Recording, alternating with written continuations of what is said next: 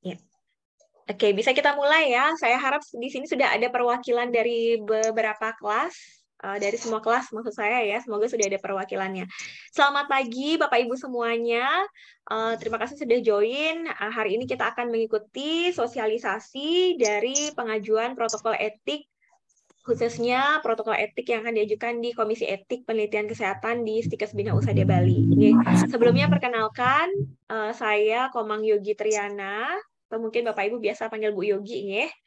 Saya adalah Ketua Komisi Etik di Stikes Bina Usada Bali. Jadi jika nanti ada yang ingin ditanyakan atau dikonfirmasi, jangan segan-segan untuk silahkan menghubungi saya via WhatsApp, ya, Bapak Ibu.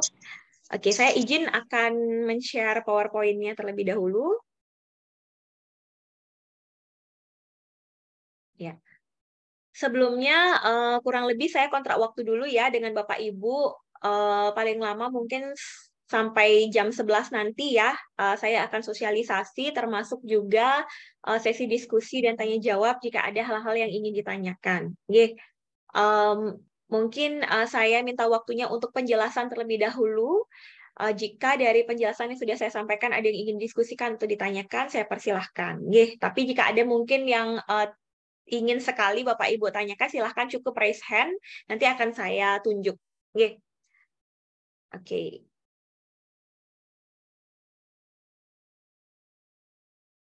Ya, ini introduction dulu ya Bapak Ibu ya, supaya Bapak Ibu di sini paling tidak memahami ya bahwa uji etik atau review etik itu adalah bagian dari penelitian dan itu tidak bisa dilepaskan. Mungkin ada yang mengira bahwa uji etik penelitian itu sebagai sesuatu yang menyeramkan gitu. Tapi ada juga mungkin yang sudah memahami pasti akan berpikir bahwa uji etik itu menyelamatkan. Jadi yang betul itu. Mohon maaf Ibu. Jangan kata milih itu, kata minum meski aja langsung hilang. Ya. Oke. Jadi mungkin sebagian ada yang berpikir bahwa uji etik itu menyeramkan ya, nanti penelitiannya jadi nggak jalan gitu. Jadi saya harap bukan itu yang ada di pikiran Bapak Ibu ya saat ini sebagai salah satu peneliti pemula ya, saya bisa katakan. Jadi pada tahap S1 itu Bapak Ibu sebagai peneliti pemula itu harus memahami bahwa etik itu adalah hal yang tidak bisa dilepaskan. Tidak hanya kita sebagai profesi perawat ya, kita punya kode etik, tapi dalam penelitian pun kita harus terapkan. Dan untuk apa? Untuk menyelamatkan baik subjek penelitian yang akan Bapak Ibu libatkan nanti, maupun menyelamatkan Bapak Ibu sendiri sebagai peneliti. Ya, jangan sampai terjadi pelanggaran etik yang nanti tidak hanya membahayakan si subjek, tapi juga bisa jadi akan berdampak pada si peneliti. Oleh karena itu, Komisi Etik di sini bertugas untuk melihat bagaimana pemahaman Bapak Ibu terhadap penelitian yang akan dilakukan dan apakah penelitian tersebut aman untuk Bapak Ibu sendiri sebagai peneliti dan juga terhadap subjek. Ya, jadi itu yang saya harapkan Bapak Ibu bisa pahami.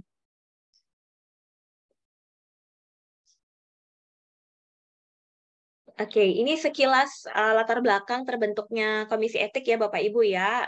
Ini nice to know untuk Bapak Ibu.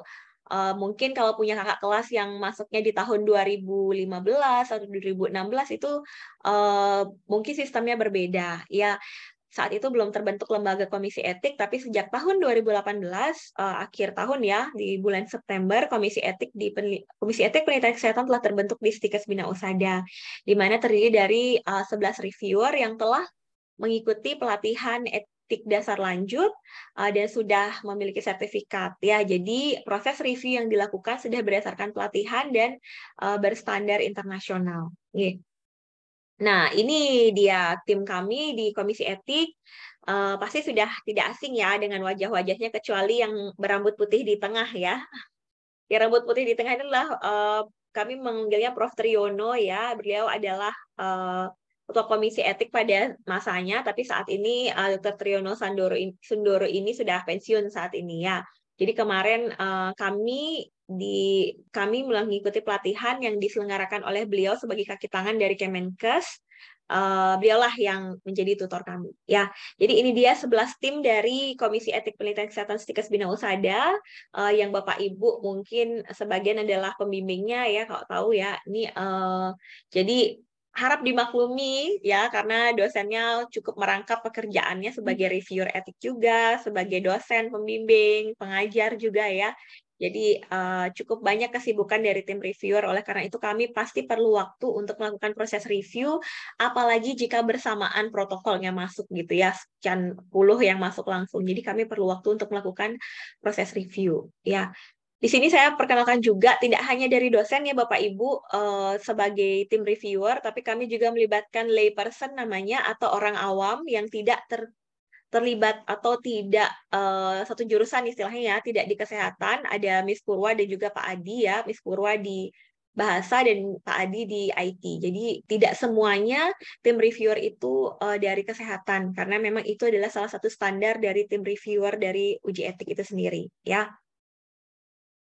Oke, ini juga yang harus Bapak Ibu ketahui ya. Jadi sebenarnya etik itu dasarnya adalah 3 prinsip dasar saja sebenarnya ya, dari respect for person, beneficence dan justice. Itu sebenarnya menjadi dasar yang saat ini dikembangkan menjadi 7 standar. Jadi 7 standar ini dikembangkan dari 3 prinsip dasar tadi ya. Dan disusunlah menjadi 7 standar etik ini menjadi 25 pedoman yang tertuang dalam SIOMS yang disusun oleh WHO di tahun 2016. Jadi semua pedoman yang kami gunakan itu mengacu pada SIOMS 2016 dari WHO. Ya. Kemudian ya ini sedikit penjelasan yang saya rasa Bapak Ibu dalam penyusunan proposal juga pasti sudah mencantumkan ini ya, apa itu respect for person, beneficence dan justice. Ya, intinya kami harapkan Bapak Ibu bisa memahami penelitian yang Bapak Ibu lakukan. Ya, pertama, apakah penelitian Bapak Ibu itu sudah menghormati subjek Bapak Ibu dengan hak otonominya untuk bersedia atau tidak terlibat dalam penelitian Bapak Ibu ya. Jangan sampai ada pemaksaan untuk ikut terlibat dalam penelitian. Jadi Bapak Ibu harus memberikan hak untuk mereka si subjek tersebut apakah bersedia atau tidak. Ya. Kemudian beneficence dan non-maleficence ini terkait dengan apakah penelitian yang Bapak Ibu lakukan itu akan berdampak positif kepada subjek. Jangan sampai itu menimbulkan risiko yang besar, apalagi risiko negatif pada subjek. Ya. Kemudian justice, kami harapkan semua subjek penelitian mendapatkan perlakuan yang sama, tidak ada yang satunya untung, satunya rugi. Ya, jadi kami harapkan semua subjek itu bisa dijelaskan mendapatkan perlakuan yang sama dan adil. Ya, itu yang Bapak Ibu harus jelaskan di protokol penelitian secara garis besar ya, berdasarkan 3 prinsip etik Bapak Ibu. Kemudian 3 prinsip etik tadi seperti yang saya paparkan itu terpecah ya menjadi 7 standar ini, gitu ya. Jadi seperti standar 1 dan 2 ini bisa masuk di prinsip beneficence ya, adanya nilai sosial dan nilai ilmiah yang bisa berdampak pada subjek gitu misalkan ya. Jadi nanti Bapak Ibu untuk lebih lengkapnya kalau mau mendalami itu bisa baca di buku pedoman yang kami sudah coba susun. Tapi ini paling tidak Bapak Ibu memahami karena nanti ada form seperti ini yang harus Bapak Ibu isi untuk dicentang ya apakah nilai sosialnya ada, nilai ilmiah ada dari penelitian Bapak Ibu atau tidak ya. Kemudian pemerataan beban manfaat ini representatif dari justice tadi ya. Sudah merata atau belum. Jadi Bapak Ibu silakan dicentang ya. Kemudian untuk standar yang keempat terkait potensi manfaat dibandingkan risiko, silahkan dipilih salah satu dari A sampai F ini. Ya, tentunya yang paling bagus adalah manfaatnya lebih besar daripada risiko yang ditimbulkan, gitu ya. Tapi ini Bapak Ibu sendiri yang harus melihat apakah penelitian Bapak Ibu akan memberikan dampak manfaat yang lebih besar atau tidak daripada risiko yang diterima oleh responden.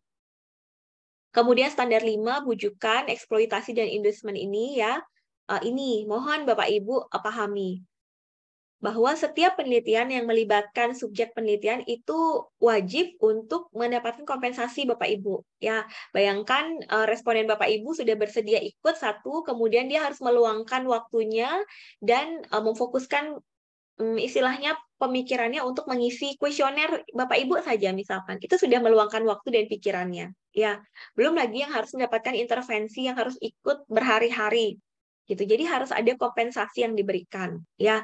Jadi bujukan ini Bapak Ibu harus jelaskan bagaimana bentuk kompensasinya yang tentunya tidak berlebihan juga Bapak Ibu ya dan bermanfaat untuk responden. Kompensasi yang diberikan tidak selalu dalam bentuk uang ya Bapak Ibu ataupun barang, tidak selalu. Itu silahkan Bapak Ibu sesuaikan dengan kebutuhan dari responden. Karena bujukan itu atau kompensasi itu bisa dalam bentuk edukasi juga. Jadi kalau Bapak Ibu ingin memberikan edukasi kesehatan misalkan ya, itu boleh. Itu juga bentuk kompensasi. Oke. Kemudian rahasia dan privasi ini harusnya memang Bapak Ibu jaga, jangan sampai ketahuan siapa subjeknya atau respondennya ya. Jadi harus ada kerahasiaan. Kemudian info consent. Nah, ini juga salah satu yang sangat penting di standar 7. Apakah Bapak Ibu sudah memberikan info consent sebagai bentuk menghargai hak otonomi pasien? Ya, karena dia berhak untuk tahu apa penelitian yang akan dilakukan terhadap dia gitu. Apa saja yang subjek Bapak Ibu akan terima dan apa yang harus dia lakukan. Dan dia apakah setuju atau tidak dengan step by step yang akan Bapak Ibu tawarkan tersebut dari penelitian gitu ya. Jadi inilah 7 standar yang terbentuk dari 3 prinsip etik tadi. Dan harus Bapak Ibu jelaskan dengan detail pada protokol nantinya ya. Oke, ini saya tidak akan terlalu jelaskan panjang lebar. Jadi ini hanya representatif ya Bapak Ibu. Saya jelaskan per masing-masing standar yang tadi saya sudah sampaikan secara singkat beserta contoh beberapa penelitian yang sudah pernah masuk di kami. Ya, oke. Yang pertama terkait nilai sosial ya untuk standar 1. Intinya penelitian Bapak Ibu sudah pasti harusnya memiliki nilai sosial ya. Tidak mungkin penelitian dilakukan tapi tidak memiliki impact yang positif untuk masyarakat. Jadi ini beberapa judul penelitian. Jadi dari judulnya saja kita sudah lihat ya bahwa itu akan memiliki dampak positif untuk masyarakat. Artinya sudah memenuhi standar 1. Kemudian standar 2 ini terkait dengan ada nilai ilmiah. Artinya ada ringkasan studi sebelumnya yang menunjang untuk Bapak Ibu melakukan penelitian. Ya, kalau misalkan through eksperimen benar-benar ingin mencoba sesuatu yang baru, saya rasa untuk peneliti pemula belum berkapasitasnya belum ke sana ya kalau saya sarankan. Jadi mungkin Bapak Ibu jangan dulu sampai melakukan true eksperimen sampai ke lab gitu ya. Jadi silahkan coba lakukan penelitian-penelitian yang sudah memiliki nilai ilmiah. Ya. Kemudian ini ada beberapa contoh penelitian yang sudah pernah masuk dan ada satu yang akhirnya full board ya Bapak Ibu ya. Di antara ketiga ini yang salah satunya yang full board akhirnya itu adalah pengaruh wangi dupa terhadap tekanan darah lansia. Nanti akan saya jelaskan full board itu apa. Jadi paling tidak full board itu kami perlu mengkonfirmasi istilahnya ya, karena kami lihat ada kecenderungan dari judul yang nomor 3 ini akan berdampak negatif gitu, atau memiliki resiko yang cukup besar untuk responden ya, di mana responden ini adalah lansia yang termasuk kelompok rentan Bapak Ibu ya. Kemudian tidak hanya itu, tapi lansia itu juga dengan hipertensi. Jadi rentannya double nih. Sudah rentan lansia, tapi rentan dengan penyakit kronis, dengan hipertensi. Kemudian diminta untuk menghirup dupa gitu, asap dupa yang sedang hidup. Itu yang kami lihat dari Komisi Etik akan memiliki resiko. Meskipun dari peneliti mungkin mengatakan bahwa resikonya itu lebih kecil daripada manfaat. Ya, kadang peneliti seperti itu, dia tidak benar-benar melihat bagaimana dampaknya gitu karena ingin melakukan penelitian aja gitu ya. Itulah kenapa perlu dilakukan uji etik dari tim etik untuk netralisir itu ya tadi Bapak Ibu ya. Jadi menetralkan itu sebenarnya ini berdampak positif atau tidak nih untuk responden gitu. Jadi komisi etik tempatnya di tengah antara peneliti dan juga responden. Karena ada kecenderungan terjadi resiko yang tinggi ya terhadap responden, maka kemarin kami melakukan full board terhadap penelitian ini. Ya, sehingga waktu itu hasilnya adalah peneliti akhirnya merubah penelitiannya karena ternyata dari nilai ilmiahnya sendiri hasil ringkasan studi tidak ada satupun yang menunjang penelitian ini. Ya, jadi lebih ke mungkin yang dimaksud adalah aromaterapi ya, bukan wangi dupa. Jadi bukan asap dupa yang dimaksud dari nilai ringkasan-ringkasan penelitian sebelumnya gitu ya. Jadi Bapak Ibu kami harapkan dalam pengisian nanti lihatlah ringkasan studi yang digunakan, kami harap sudah relevan ya. Apalagi Bapak Ibu sudah melewati ujian proposal. Harusnya dari pembimbing juga sudah mengarahkan dan melihat bagaimana penelitian yang akan Bapak Ibu lakukan ya. Tapi tetap ya, Bapak Ibu lah yang menjadi peneliti, maka Bapak Ibu lah yang harus paham dengan penelitian yang akan dilakukan. Gitu ya. Jadi saya harapkan Bapak Ibu bisa lebih hati-hati terhadap intervensi yang akan dilakukan jika Bapak Ibu memilih untuk melakukan penelitian pra-eksperimen atau kuasi eksperimen. Oke. Kemudian standar 3 pemerataan beban dan manfaat sudah saya jelaskan tadi ya. Kami harapkan responden mendapatkan intervensi yang sama. Oke, ini kemarin ada juga penelitian yang kami perlu telah lebih lanjut ya, dan perlu konfirmasi lebih lanjut terkait dengan penerapan intervensi. Ya, contohnya pada judul yang nomor 1 ini ya, penerapan terapi musik terhadap tekanan darah, di mana ada kelompok intervensi dan kontrol ya, ini kuasi eksperimen. Jadi ada kelompok yang mendapatkan obat, ada kelompok yang tidak mendapatkan obat anti hipertensi. Padahal anti hipertensi menjadi gold standar dari penanganan hipertensi, gitu ya. Itu sudah menunjukkan bahwa tidak ada kesetaraan. Ya, tapi kalau terapi musiknya ada kelompok intervensi dan kontrol, kelompok intervensi diberikan terapi musik tidak masalah, tapi kelompok kontrol harusnya dia tetap mendapatkan terapi standar. Ya, jangan sampai tidak mendapatkan apa-apa. Karena risiko dari hipertensi itu kan macam-macam ya Bapak Ibu ya. Kalau misalkan sampai di stop obatnya hanya karena Bapak Ibu takut nanti akan menjadi bias, itu namanya hanya mengutamakan kepentingan peneliti, tidak melihat kepentingan atau risiko yang mungkin muncul pada responden. Ya, jadi hati-hati di sana. Bapak Ibu harus memperhatikan apa yang menjadi gold standar dari terapi yang didapatkan oleh responden Bapak Ibu. Oke. Kecuali memang respondennya memang belum mendapatkan obat sama sekali, itu tidak masalah. Gitu ya. Jadi hati-hati nanti Bapak Ibu terkait dengan standar 3 ini, terkait pemerataan beban dan manfaat, mohon nanti dijelaskan dengan baik. Oke. Kemudian standar 4, potensi, manfaat, dan risiko. Tentunya kami harapkan ini manfaatnya bisa lebih besar daripada risiko ya. Contohnya, nah ini judul yang nomor 2 tadi ya, pengaruh wangi dupa itu. Jadi risikonya lebih besar daripada manfaat, maka itu akan perlu adanya pertimbangan khusus dari peneliti ya untuk perbaikan. Oke. Kemudian bujukan ya, harus ada kompensasi yang sifatnya wajar, tidak berlebihan juga. Jadi ini yang tadi saya sampaikan itu bisa insentif berupa uang, barang ataupun edukasi, Bapak Ibu ya.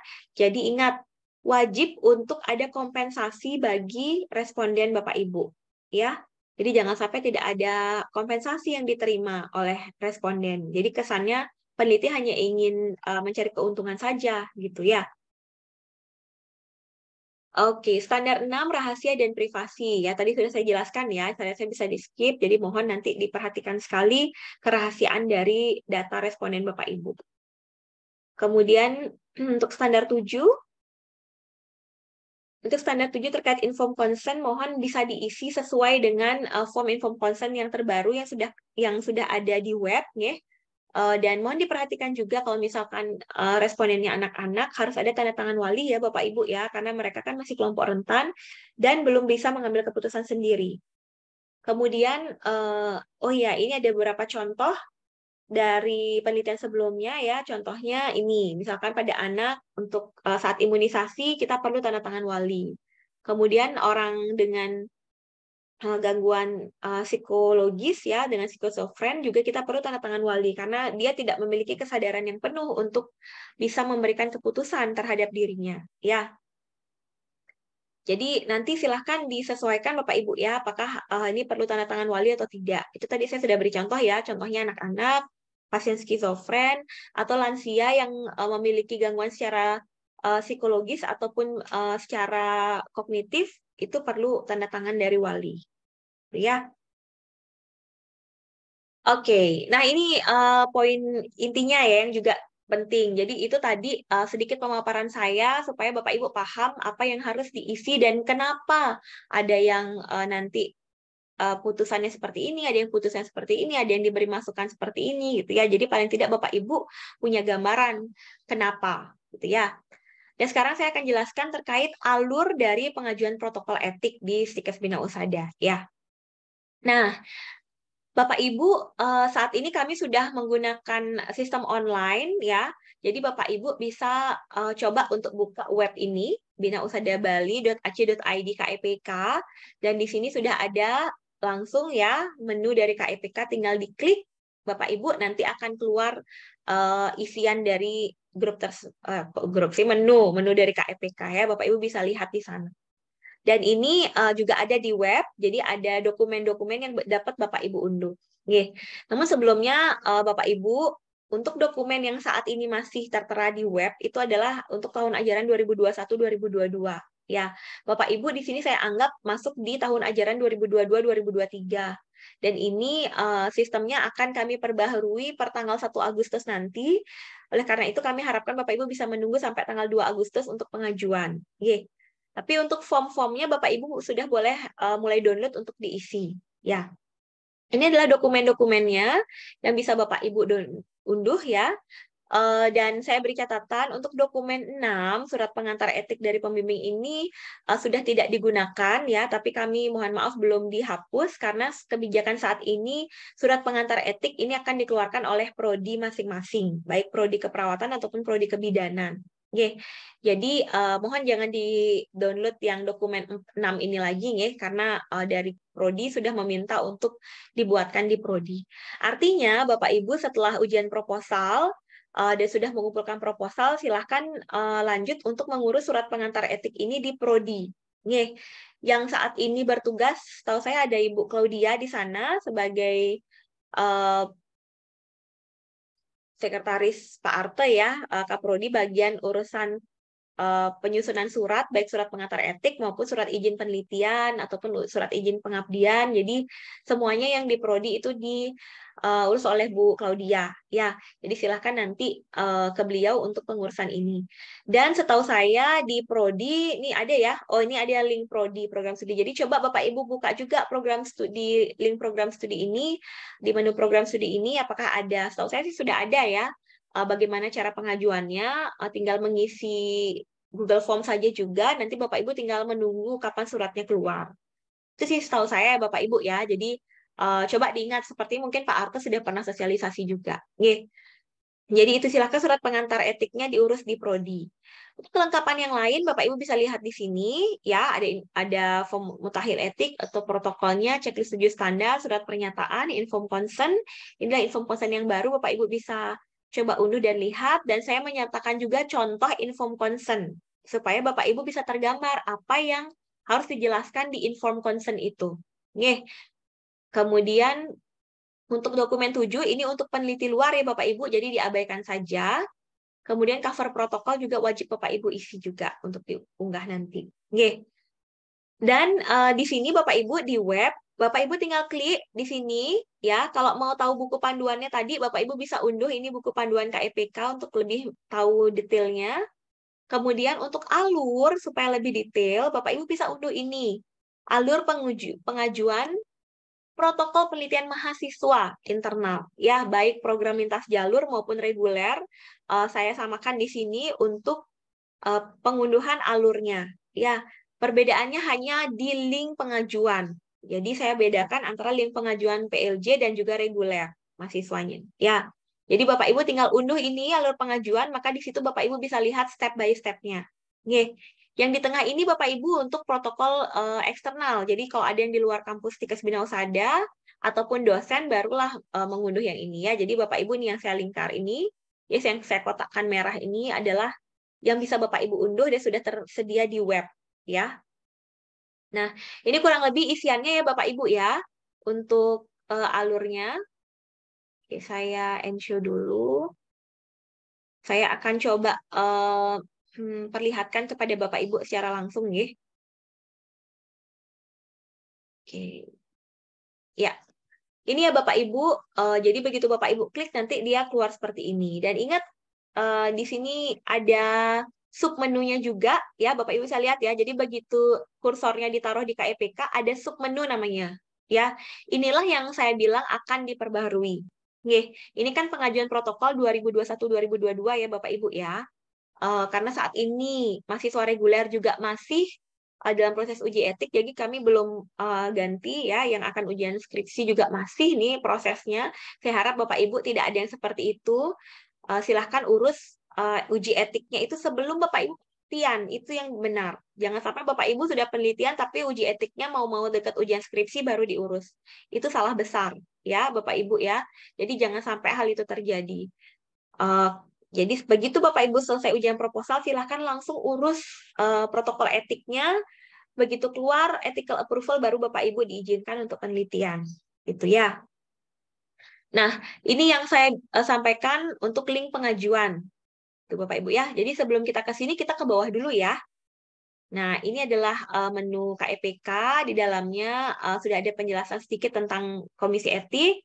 Dan ini sama seperti yang tadi ada di slide ya Bapak Ibu ya. Ini Bapak Ibu tinggal unduh, klik saja. Kita coba klik. Nah, begitu klik, terlihat ya Bapak Ibu ya.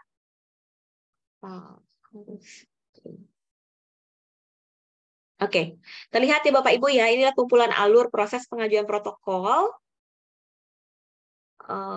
Ini dia alurnya, sudah kami coba susun step by step-nya atau langkah demi langkahnya. Jadi setelah Bapak Ibu sidang proposal, mengumpulkan revisi, kemudian peneliti mendapatkan bukti pengumpulan proposal. Nanti akan didapatkan di Bu Ari ya, kalau nggak salah ya, bukti pengumpulan proposal. Kemudian silahkan diunduh. Selanjutnya sudah dapat diunduh form yang tadi ada di web itu ya. Ini adalah kelengkapan form yang perlu diunduh. Nah, untuk poin ke-6, surat pengantar etik, ini sudah saya isi catatan ya, menyesuaikan dengan kebijakan prodi. Karena kalau di prodi kebidanan, itu tidak ada sekretaris khusus untuk surat menyurat ya, Bapak Ibu, sehingga berbeda dengan prodi keperawatan, tidak mengajukan lagi ke prodi. Jadi di kebidanan itu boleh menggunakan surat pengantar surat pengantar etik di dokumen ke-6 tadi. Karena mereka tidak ada seorang yang khusus gitu ya, seperti Bu Claudia yang menyusun surat. Jadi kalau untuk keperawatan, surat pengantar etik ini silakan diurus di prodi.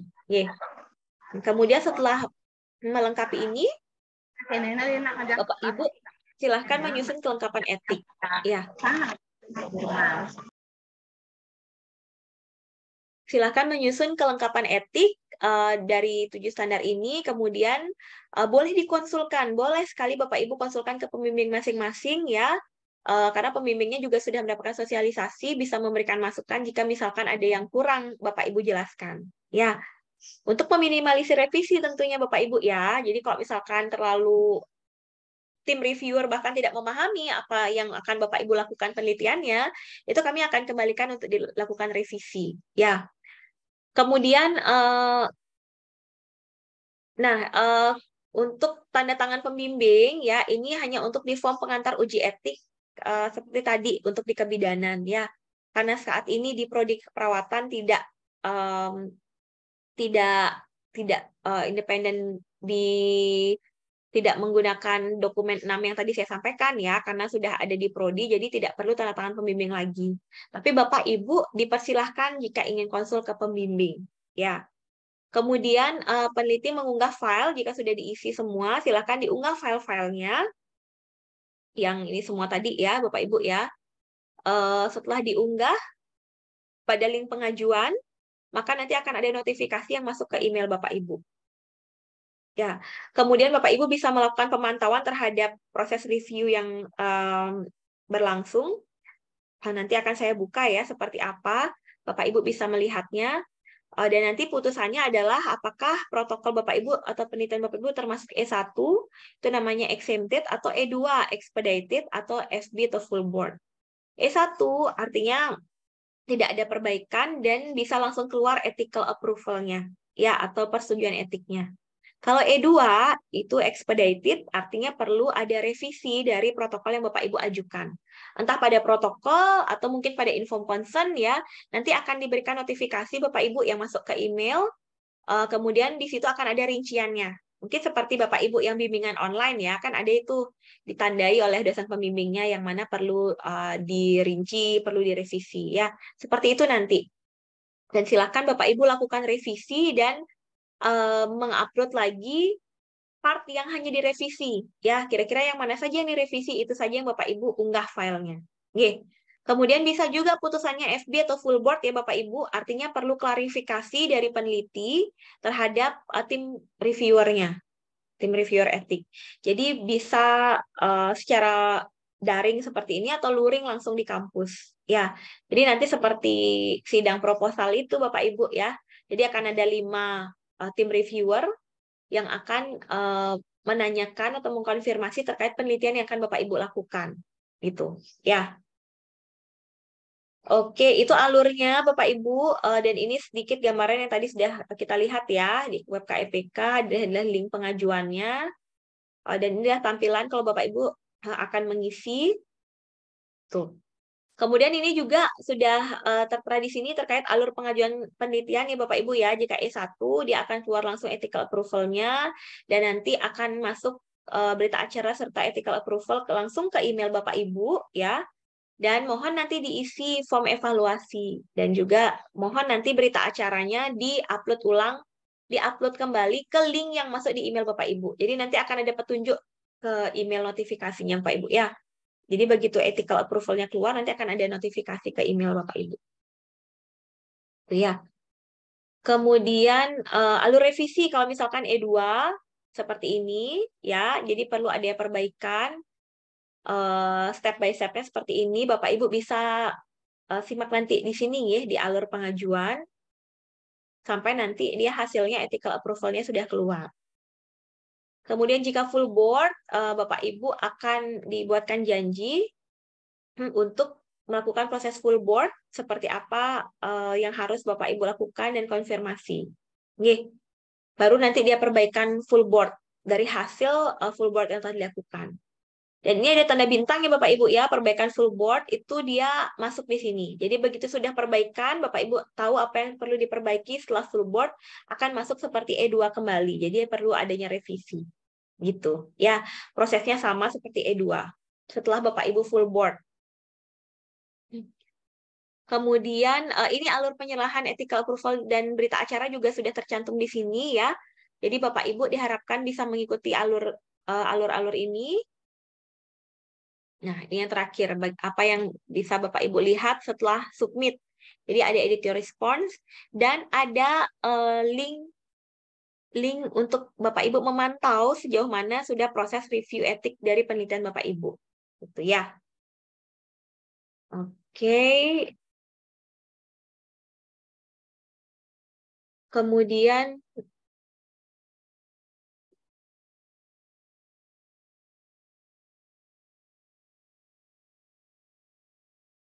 oke, ini saya tampilkan sedikit ya Bapak Ibu ya. Jika nanti Bapak Ibu mendapatkan notifikasi. Nah, ini contoh ya notifikasi yang masuk ke email saya. Ini udah terlihat belum ya? Udah ya.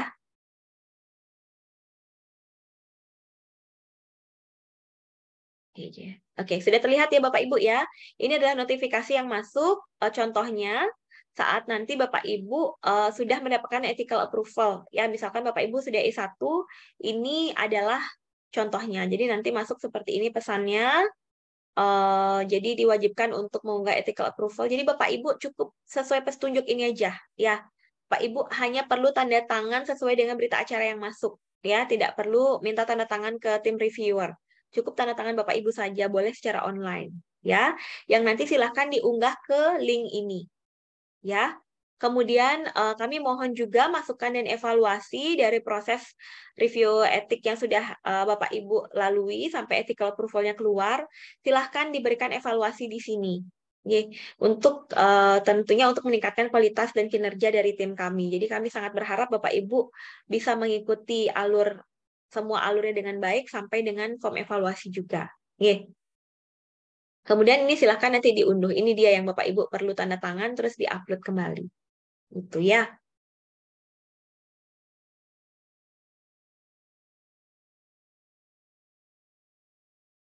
Oke, itu ya tadi Bapak Ibu ya, saya sudah coba demonstrasikan langsung alur pengajuannya. Kemudian masuk ke pengajuan protokol 2021 ya. Nah, ini tadi yang submenu ya Bapak Ibu ya. Oh ya, lupa tadi saya mau menjelaskan itu juga. Wait. Oke. Kita buka lagi web KEPK-nya ya, Bapak Ibu ya.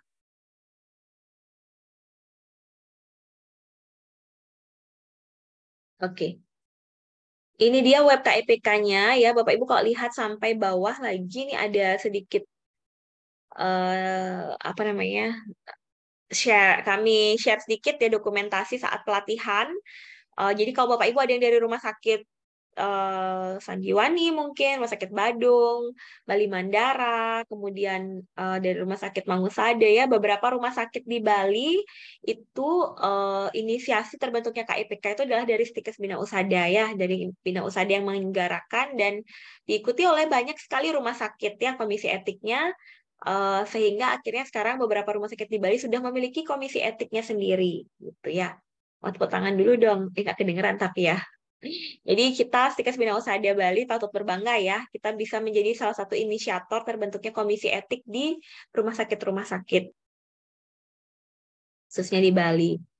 Kemudian, nah ini terkait rincian pembiayaan untuk uji etik ya Bapak Ibu. Nah untuk Bapak Ibu mahasiswa Stikes Bina Usada yang bukan uji etik di kampus kita ya, tidak dipungut biaya karena sudah include biaya perkuliahan. Ya, yang biaya semesteran yang Bapak Ibu bayarkan sudah termasuk, jadi tidak dipungut biaya lagi. Kecuali ada dari luar. Ya, siapa tahu Bapak Ibu punya teman di luar yang ingin uji etik karena belum punya lembaga etik, boleh ya. Ini adalah rincian biaya pembiayaannya sudah tertera juga di web. Ya, kemudian ini terkait rincian petunjuknya, tapi ini akan kami update per Agustus ya Bapak Ibu, jadi akan diabaikan. Oke, itu saja untuk webnya. Kemudian sekarang saya akan coba tampilkan terkait link pengajuan ya. Ingat ya, jadi begitu menu, kemudian ada submenu, Bapak Ibu klik ini, pengajuan protokol. Nanti 2 Agustus akan muncul dia bukan 2021-2022 lagi, tapi 2022-2023. Oke. Begitu diklik, nanti akan muncul seperti ini Bapak Ibu. Jadi Bapak Ibu tinggal klik saja yang mana yang sesuai dengan Bapak Ibu. Ya, kan Bapak Ibu adalah program lintas jalur. Jadi silakan diklik ini. Program lintas jalur. Ini karena sudah pernah saya coba, jadi saya harus menggunakan ini yang lain ya. Mohon maaf, saya stop share dulu.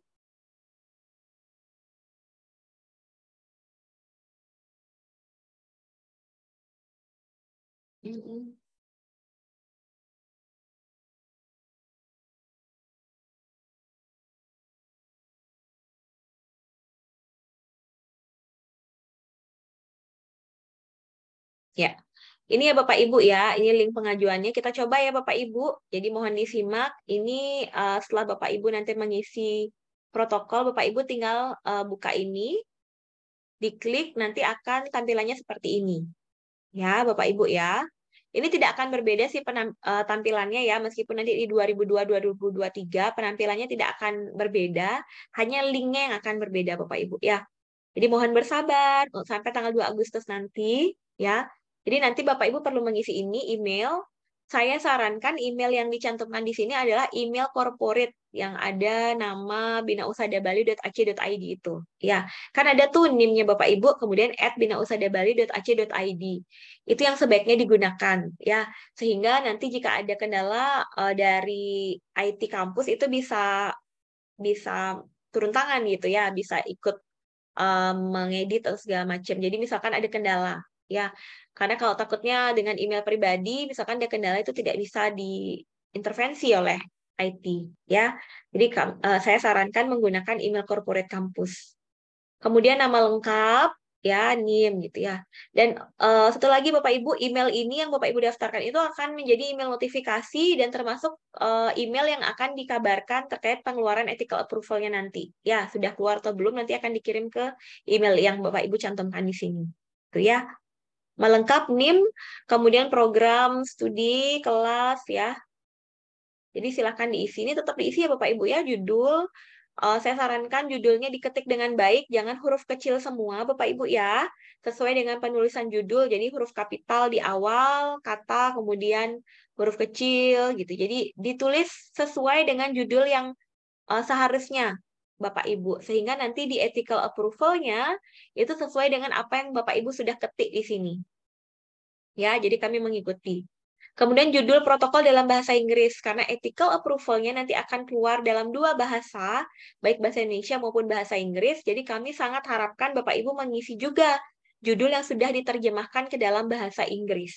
Ya, makanya perlu bimbingan dari pembimbing ya untuk Bapak Ibu konsul apakah sudah benar belum redaksional dari bahasa Inggris judul Bapak Ibu gitu ya.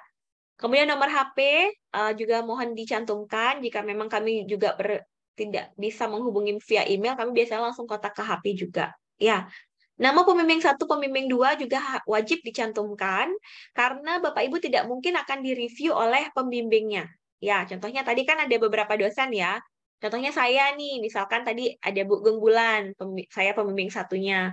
Tidak mungkin saya yang mereview protokol Bu Genggulan, gitu. Pasti tim yang lain gitu ya. Jadi inilah fungsinya nama pembimbing supaya bukan pembimbingnya sendiri yang akan melakukan proses review, supaya tidak terjadi konflik of interest di sana. Gitu ya. Kemudian bukti pengumpulan proposal silakan nanti di upload ya Bapak Ibu ya, diunggah-unggah ini sesuai yang diminta, cover protokol, protokol etik, surat pernyataan. Jadi ini semua sesuai yang diminta.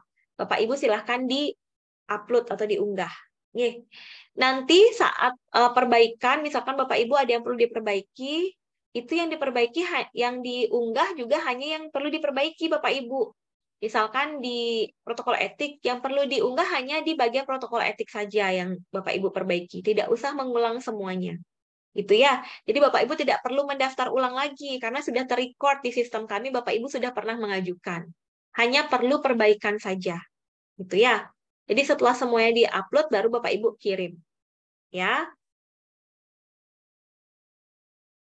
Oke, itu gambarannya ya Bapak Ibu ya, alur pengajuannya. Kemudian kita masuk ke ini dulu ya, saya coba tampilkan juga form protokol etik ya.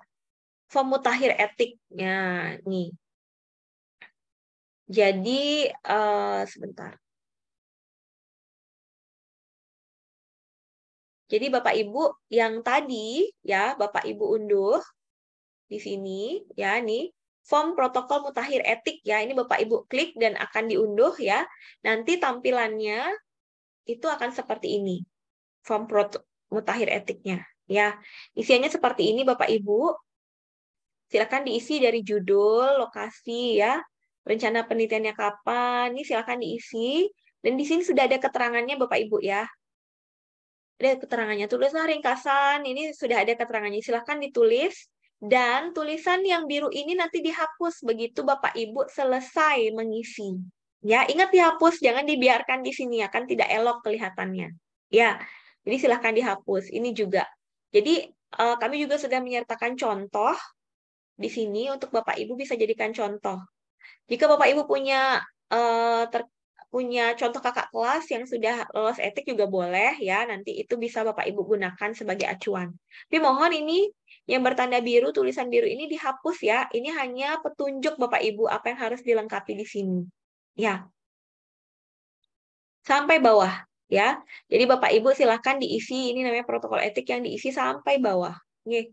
Termasuk intervensi ya Bapak Ibu, di sini sudah kami jelaskan cukup detail ya terkait intervensi, kemudian perlakuan, kualitatif pun perlu dilakukan, perlu dijelaskan ya, termasuk dalam memberikan kuesioner, tidak hanya yang penelitian menggunakan eksperimen saja dijelaskan, tapi pemberian kuesioner juga dijelaskan ya, berapa lama pemberian kuesioner, bagaimana cara pengisian kuesioner, apakah dibantu atau tidak ya.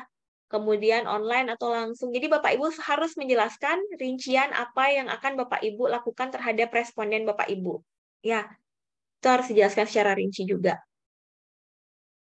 Termasuk semua ya Bapak Ibu ya sampai bawah ini sudah ada penjelasannya. Saya harap Bapak Ibu bisa dipahami nanti. Kalau saya jelaskan di sini lumayan lama ya seperti kuliah jadinya nanti takutnya ya.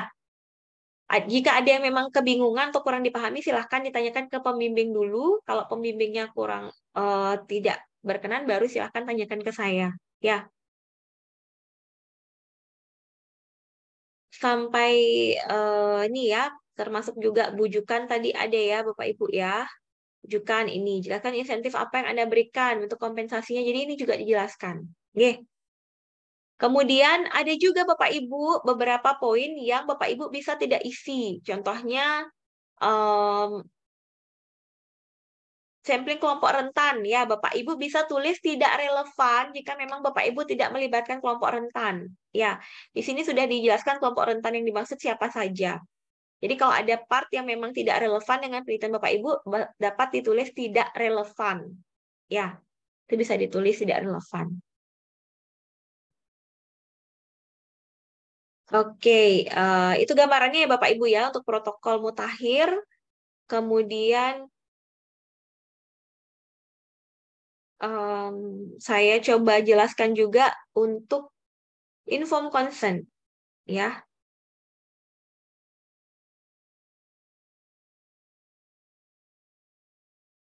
Ya. Ini untuk inform consent ya Bapak Ibu yang juga nanti Bapak Ibu klik di web itu akan keluar seperti ini formnya.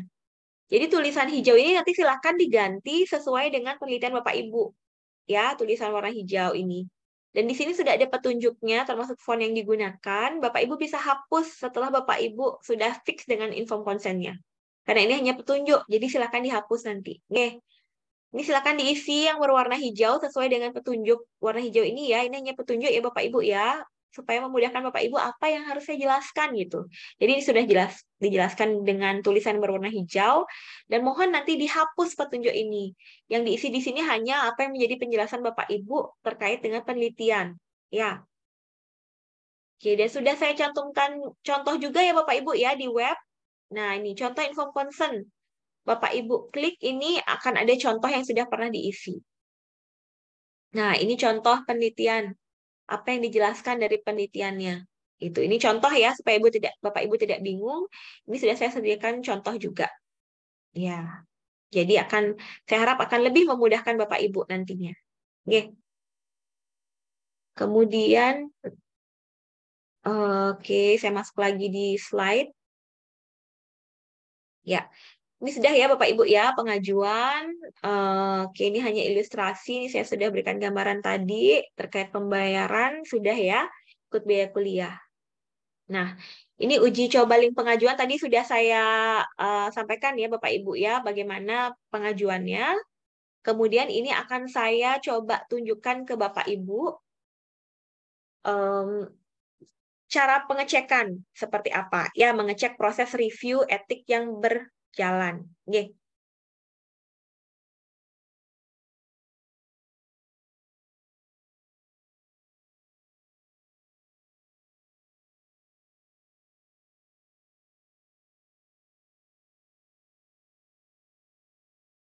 Oke, ini ya Bapak Ibu ya, proses uji etik yang berjalan. Nanti begitu Bapak Ibu memasukkan NIM, jadi di sini sudah ada petunjuk ya, masukkan NIM atau NIK pada kolom di samping. Jadi karena ini tidak hanya untuk mahasiswa, tapi juga protokol eksternal, baik dari dosen maupun mahasiswa luar. Jadi boleh dimasukkan NIM-nya di sini. Sesuai dengan apa yang Bapak Ibu tadi sudah cantumkan di sini Bapak Ibu. Nah, nih. Nah, ini kan ada Bapak Ibu masukkan NIM ya, tadi ya. Jadi setelah Bapak Ibu sudah submit, nih sudah mengajukan, ingin melihat bagaimana proses reviewnya sudah sampai pada tahap mana, Bapak Ibu tinggal masukkan NIM yang sudah dicantumkan awal. Ya, nih contohnya ini ya Bapak Ibu ya, kami berikan ilustrasi. Ini sudah dicoba oleh Pak Adi yang menyusun sistem ini. Jadi dimasukkan 1, 2, 3, misalkan saya hapus dulu ya. Tidak ada. Karena tidak ada yang NIM-nya F, jadi dia tidak akan terlihat. Jadi kalau Bapak Ibu salah memasukkan NIM, atau Bapak Ibu belum mengajukan protokol, tapi sudah nyoba masukkan NIM di sini, ya pasti akan seperti ini hasilnya. Ya, jadi pastikan bahwa Bapak Ibu sudah submit, ya, dan sudah mendapatkan notifikasi bahwa protokol Bapak Ibu sudah masuk ke sistem kami. Jadi kalau sudah masuk, itu baru akan terlihat seperti tadi, ya, 1, 2, 3, 1, 2, 3. Nah, jadi NIM 123 ini sudah masuk nih, maka bisa melihat prosesnya. Nih, nama penelitinya, judul protokolnya apa ya, dan status protokolnya EA-nya sudah terbit atau belum. Nanti akan ada beberapa pilihan ya Bapak Ibu ya. Jika baru sekali ini baru banget Bapak Ibu submit, pasti proses dia nanti statusnya dalam proses review. ya dalam proses review. Jika memang ada perbaikan, statusnya akan menunggu perbaikan dari peneliti gitu ya. Tapi kalau sudah terbit, statusnya akan EA sudah terbit gitu ya. Oke, itu ya Bapak Ibu ya gambaran proses pengajuannya. Nanti Bapak Ibu silakan dilihat supaya Bapak Ibu tahu gitu. Oh, kok udah seminggu masih ini ya belum keluar gitu. Setelah Bapak Ibu cek ternyata oh ada perbaikan, berarti saya harus cek email gitu. Ya, jadi Bapak Ibu harus cek email karena kami dari tim reviewer sedang menunggu perbaikan dari peneliti gitu. Nggih. Kalau misalkan sudah EA sudah terbit tapi Bapak Ibu belum masuk ke email, nah silakan konfirmasi segera apa kira-kira kendalanya. Nggih. Namanya juga sistem ya Bapak Ibu ya. Kadang kalau error kami tidak bisa deteksi juga itu di luar jangkauan kami. Oleh karena itu silahkan nanti Bapak Ibu yang memfollow up jika memang EA-nya sudah terbit tapi belum masuk ke email. Ya. Dan kami sarankan juga Bapak Ibu coba dicek juga di spam ya, jangan cuma di inbox. Kadang memang ada seperti itu Bapak Ibu, message-nya dianggap sebagai spam gitu, sebagai sampah. Jadi masuknya ke spam, tidak langsung ke inbox. Jadi itu sih tipsnya. Coba Bapak Ibu lihat dulu tidak hanya di inbox email, tapi juga di spam ada masuk atau tidak. Itu ya. Kemudian coba dicari kata kuncinya di email itu ethical approval. Ya. Oke, saya coba contohkan juga ya supaya Bapak Ibu tergambar. Ini contohnya Bapak Ibu ya. Nah,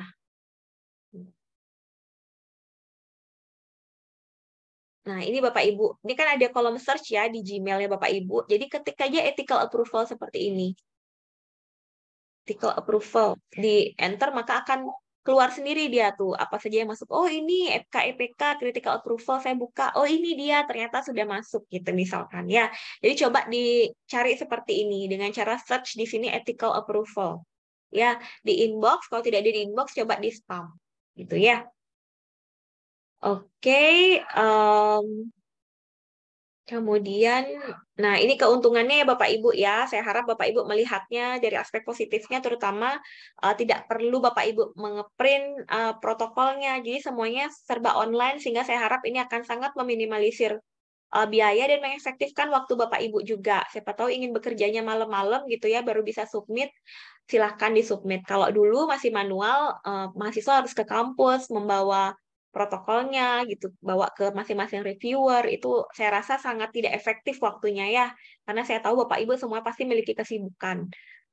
Jadi saya harap sistem ini bisa membantu Bapak Ibu dan memudahkan tentunya. Nih. Kemudian proses review akan berlangsung selama 2-21 hari kerja paling lama ya Bapak Ibu, maksimal 3 minggu hari kerja, jadi di luar hari Sabtu dan Minggu. Mohon permaklumannya karena tim saya juga perlu libur ya. Tapi kalau misalkan dia yang rajin bisa juga nanti Sabtu Minggu Bapak Ibu tetap di-review ya. Jadi saya tidak berani memaksakan juga. Tapi saya bisa menjanjikannya adalah di hari kerja ya Bapak Ibu ya. Jadi silahkan di follow up kalau misalkan 3 minggu kok belum keluar juga. Jadi Bapak Ibu silahkan kontak saya. Oke, ini sedikit alurnya yang tadi saya sampaikan ada E1, E2 ya. Jadi sudah saya jelaskan tadi apa yang dimaksud dengan E1, E2 ya, full board gitu. Jadi ini dia Bapak Ibu yang saya maksud tadi. Oke. Kemudian ada juga kategori tidak bisa ditelaah. Siapa tahu Bapak Ibu salah upload file. Protokolnya nggak upload, malah yang terupload adalah CV-nya Bapak Ibu atau surat pengantar. Sehingga kami kan otomatis tidak bisa melakukan proses review gitu ya. Jadi hati-hati saat mengupload file. Saran saya nanti di rename, diberi nama file sehingga Bapak Ibu udah rapi gitu, tinggal diunggah-unggah saja gitu ya. Jadi jangan sampai salah upload sehingga nanti tidak bisa ditelaah. Lumayan kan Bapak Ibu kira sudah masuk ternyata tidak bisa ditelaah. Jadi kami kembalikan lagi untuk Bapak Ibu perbaiki. Ya. Oke, ini sudah tadi saya sampaikan. Ya. Ya, jadi saya ingatkan lagi, kami akan upayakan di tanggal 22 Agustus 2022 ini sudah bisa Bapak Ibu mulai mengajukan protokol etik, jadi mohon bersabar ya. Sabtu, Minggu, sampai Senin ini silahkan digunakan untuk mengisi form yang tadi, Bapak Ibu sudah boleh mengunduh, tentunya tidak ada perubahan dari form yang digunakan ya Bapak Ibu ya, hanya di link pengajuan yang akan kami rubah sistemnya. Ya, karena Bapak Ibu termasuk di tahun ajaran 2022-2023. Ya, jadi kalau misalkan di link pengajuan masih 2021-2022, berarti itu belum seharusnya Bapak Ibu mengajukan di sana. Oke. Oke, terima kasih Bapak Ibu. Sekian yang bisa saya sampaikan untuk sosialisasi ini. Semoga penelitiannya nanti lancar dan selamat meneliti. Ya, wah pas jam 11 lewat, ternyata lewat 1 menit ini. Apakah ada yang ditanyakan Bapak Ibu atau ada yang ingin didiskusikan? Nanti saya mohon waktunya nih, 10 menit lagi kalau memang ada yang ingin diskusikan atau ditanyakan, silahkan. Selamat siang, Ibu. Iya, selamat siang, Bu Andayani. Ya, silakan Ibu Eh, Andayani. Ibu, Tiang mau bertanya, Ibu, tadi kan ada link untuk pengajuan protokol etiknya itu. Terus ada dari website kampus itu di bagian surat menyurat, di bagian ke bawah, di setelah uji izin penelitian ada izin untuk pengajuan etik. Tapi form yang tertera itu berbeda, Bu. Apakah itu kita isi juga? Karena Bu Claudia menyuruhnya kita melihatnya dari sana, Ibu. Gimana, Bu? Link di Prodi. Link di Prodi, Iya, Bu, ya? iya, yang di prodi, Bu. Yang di Oh, pengumuman di bagian surat menyurat, Bu. Ada di bawah oke. izin penelitian itu ada eh, izin uji etik gitu kayaknya, Bu. Itu Mm-mm. yang Ya, isinya itu ada tembusan, ada tanggal tanggal sampel gitu tak lihat, Ibu. Gimana, Bu? iya. Jadi seperti yang saya sampaikan tadi ya, terima kasih Bu Andayani pertanyaannya. Ini sering memang jadi pertanyaan ya dari mahasiswa karena ini sistem pengajuan suratnya baru. Jadi seperti yang saya sampaikan tadi Bu Andayani nggih. Jadi untuk prodi keperawatan karena sudah difasilitasi ini Bu ya dari prodi untuk pengajuan surat pengantar. Jadi mungkin maksudnya Ibu ini ya, surat pengantar etik dari pembimbing ini ya, dokumen 6 ini ya. Di web KEPK kok ada surat pengantar lagi ya. Jadi ini digunakan oleh mahasiswa kebidanan saat ini, Bu. Dulu mahasiswa keperawatan juga menggunakan ini sebelum difasilitasi nih. Ada Bu Claudia di sana sebagai tim surat menyurat dari Prodi. Sebelum ada ya, Bu ya. Sekarang kan sudah ada Bu Claudia ya, tim surat menyurat dari Prodi, maka surat pengantar etik dibuat di Prodi dengan tanda tangan dari Kaprodi gitu Bu. Untuk prodi kebidanan ya karena PLJ baik kebidanan dan keperawatan itu sama ya Ibu ya, hanya em, berbeda birokrasi penyuratan ya. Dari prodi kebidanan karena belum ada tim surat menyurat seperti Bu Claudia, sehingga kami dari Komisi Etik kenankan untuk menggunakan surat pengantar ini. Gitu Bu ya. Jadi untuk di keperawatan silahkan kalau nggak salah di sini ya program di mana ya sarjana studi sarjana keperawatan ini ya. Saya sih jarang buka yang ini ya. Silahkan nanti disesuaikan Ibu surat menyuratnya yang ada di prodi keperawatan seperti yang disampaikan oleh Ibu Claudia. Ya, Bu Andayani ya. Jadi surat pengantarnya akan dibuatkan di prodi oleh Bu Claudia yang ditandatangani oleh Kaprodi. Sehingga nanti pada link yang diupload di sini, Bu, ini ya, Jin. Nah, link yang Ibu, bukan link. Surat yang Bapak Ibu akan upload di surat pengantar ini adalah surat yang pengantar yang dikeluarkan dari Prodi. Seperti yang sudah tertera di sini. Nggih. Surat pengantar yang diunggah adalah surat pengantar yang dikeluarkan dari Prodi untuk mahasiswa. Jadi bukan surat pengantar yang ada di web tadi, karena itu hanya untuk mahasiswa kebidanan. Karena saat ini di kebidanan belum ada tim yang bertugas untuk surat menyurat, Ibu. Itu. Ya, jadi kami masih perkenankan untuk menggunakan form pengantar etik tadi yang ditandatangani oleh pembimbing. Gitu. Oke. Jadi mengikuti aturan di Prodi, Bu ya, terkait surat pengantar, silahkan diikuti sesuai yang sudah disampaikan oleh Bu Claudia. Itu. Oke, Ibu, oke, Ibu. Oke, terima Oke, kasih, Bu. ya. Iya, sama-sama Bu Andayani. Ada lagi dari Bapak Ibu yang lain? Izin Bu. Iya, Bapak Yustana, silakan Bapak. untuk di link pengisiannya itu kan isi nama beserta gelar AMD Cup-nya berarti dipakai nggak? Iya, boleh. Nah, Bapak kan sudah ahli media kan, karena PLJ, ya boleh. Betul, Bapak. mohon berarti. Nggih. Siap. Nggih. Semua. Ya. Ya.